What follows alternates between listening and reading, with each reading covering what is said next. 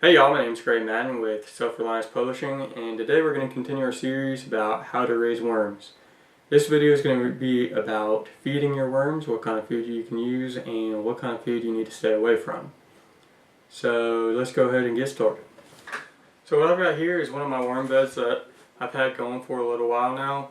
Some food scraps in a coffee can, and worm feed that I prepare myself, and I put in this Parmesan cheese shaker to apply to the worm bed easily. The recipe for the worm feed that I make is 1 cup whole wheat flour, 1 cup yellow cornmeal, 1 cup ground oatmeal, and half a cup ground oyster shells. I got the recipe from a guy on YouTube.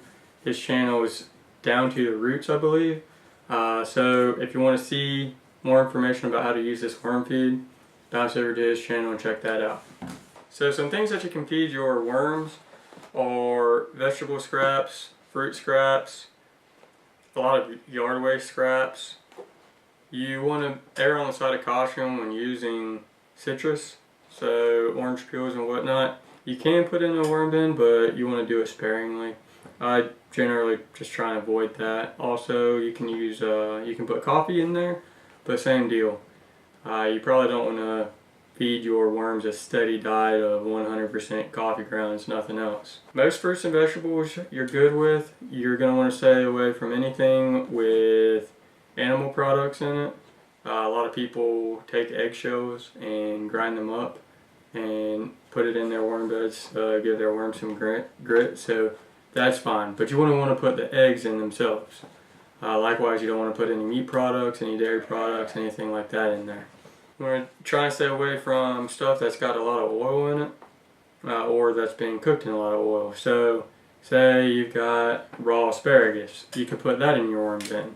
But if you've cooked your asparagus up in some oil, you wouldn't want to put that in there.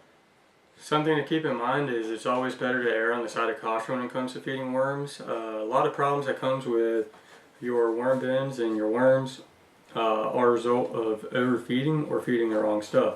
So always err on the side of caution. It's better to underfeed your worms than to overfeed them. It's almost impossible to underfeed your worms as long as you keep their bedding fresh, because they can actually eat their bedding.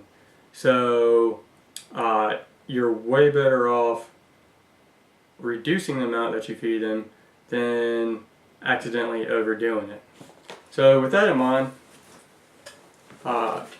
a rule of thumb is to, when you're feeding your worms food scraps, is to only cover up about half the surface area of your bed with your food scraps.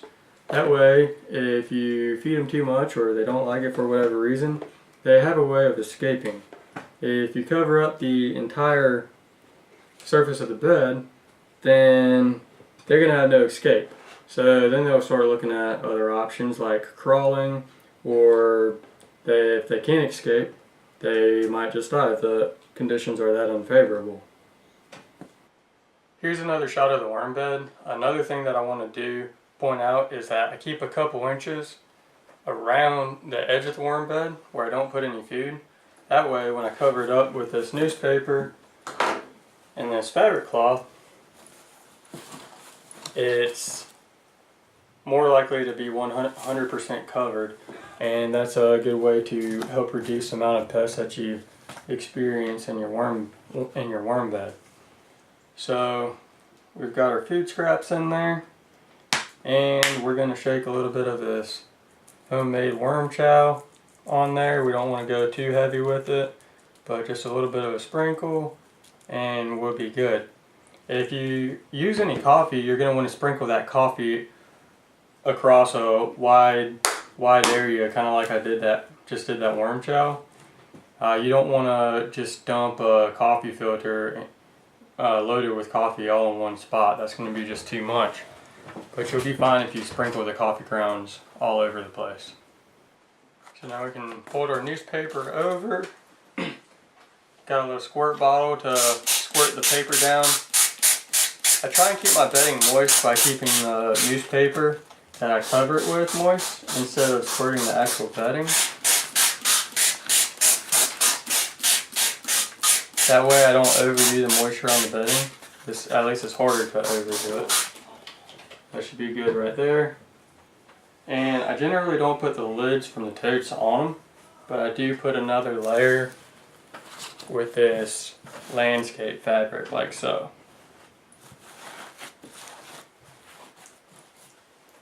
Another thing I want to point out is that the worm chow that I make is not strictly necessary for feeding your worms. The worm bin that I've had going the longest is my continuous flow through worm bin that I have outside, and all I feed those worms is food scraps and their bedding, and they do just fine.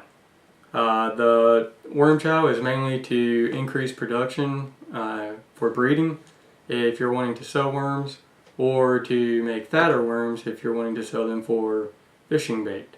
The worm chow is a good option to get maximum production out of your worms, but it's not strictly necessary. If you want to see a complete list of foods that are great for worms, some foods that you can use in moderation, and some foods that you need to stay away from, visit my website, madmanmadden.com. I'm going to be posting a link below that is a post about how to raise worms that follows along the series of videos that I'm doing on YouTube. Be sure to check out my other videos about worms and other topics dealing with self-reliance. As always, I appreciate every like, every comment, every subscribe. Thanks for watching, and we'll see you next time.